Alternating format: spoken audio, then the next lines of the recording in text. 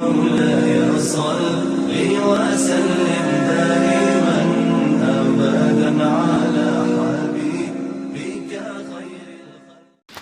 معزز سامعین و ناظرین، السلام علیکم ورحمۃ اللہ وبرکاتہ۔ ایک بہت اہم خبر، تبلیغی جماعت کے لوگوں کی وجہ سے کورونا نہیں پھیلا۔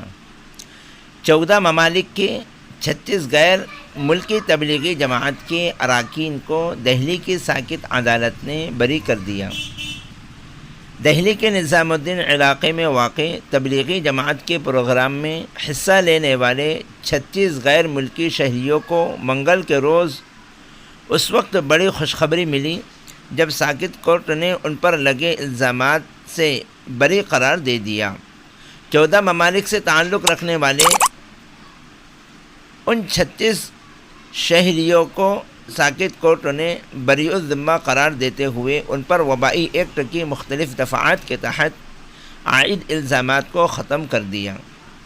واضح رہے کہ دہلی کے نظام الدین میں واقع تبلیغی جماعت کے ایک پروگرام کو کورونا وائرس کو پھیلانے والا اڈہ قرار دیا گیا تھا۔ اس پروگرام میں حصہ لینے والے لوگوں کے خلاف ملک کے الگ الگ حصوں میں کیس درج کیے گئے تھے۔ ان پر الزامات تھے کہ لاک ڈاؤن کی بندشوں کے باوجود وہ مختلف مساجد میں گئے اور لوگوں سے ملے تھے۔